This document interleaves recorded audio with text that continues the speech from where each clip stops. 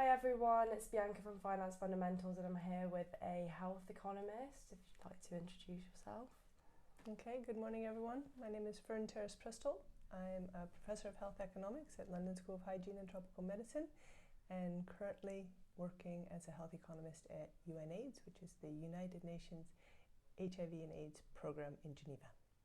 Great. So, welcome Fern. Firstly, I'd like to ask you, what exactly is it that you do? So I have slightly two roles. I've been an academic for 20 years. So I give lectures and I have PhD students and we do a lot of research projects. And in my current role, as a health economist, I am helping governments and national AIDS programs design their programs and make sure that they have the right budget and put in funding requests for their HIV program. Our UNAIDS does a lot of advocacy, trying to get the laws right, making sure there's no stigma and discrimination of people living with HIV, transgender, men who have sex with men, these populations that tend to have high discrimination and need to have access to services. Great. So what would you say a regular project or a regular day's activities for you would be?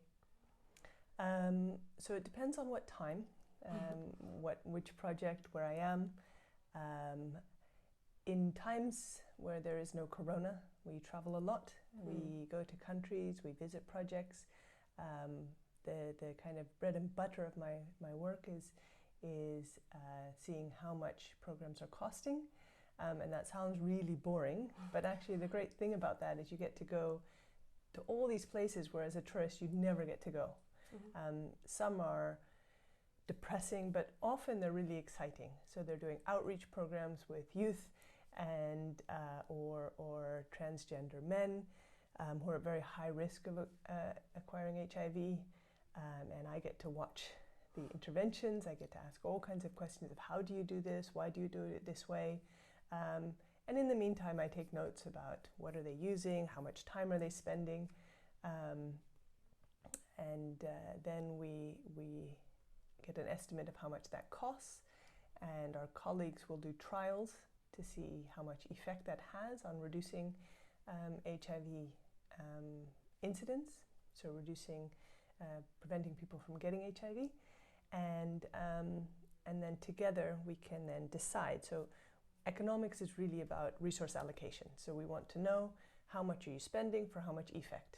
And you try to plan your program in such a way, right, that you get avert the most infections or get the most health benefit from what you're spending. And so when we do the costs and the trialists do the effects, we can then compare across programs or different interventions. Great.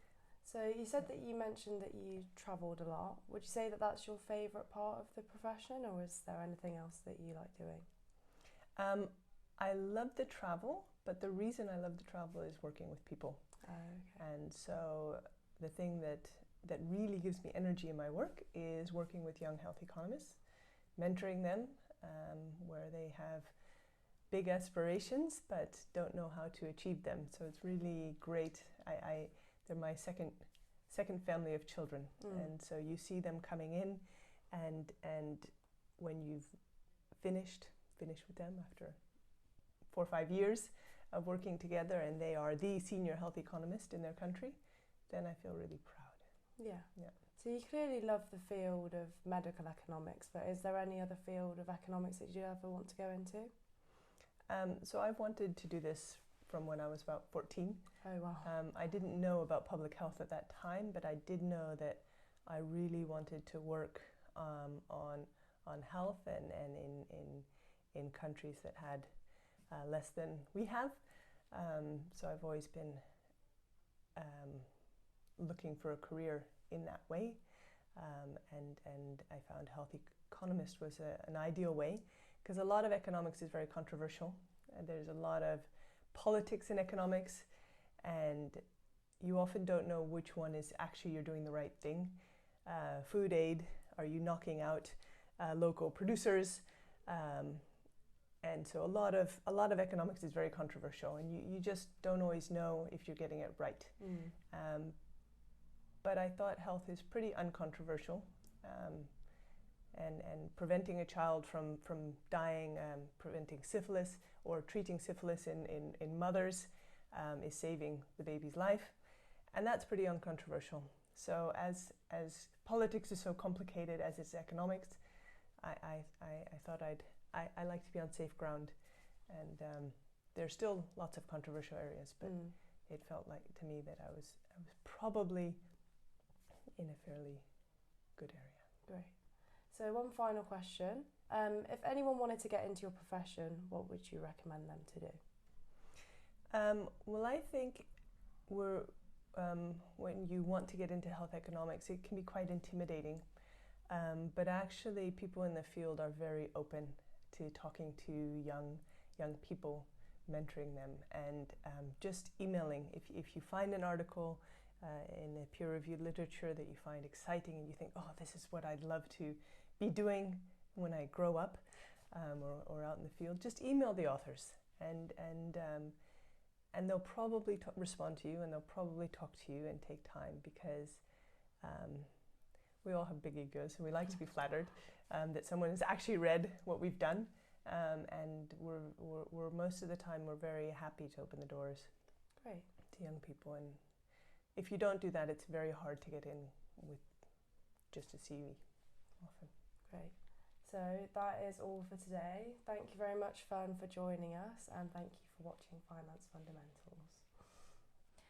A massive thank you to Fern for joining us. Please make sure to follow us on our social media platforms, which will all be linked down below.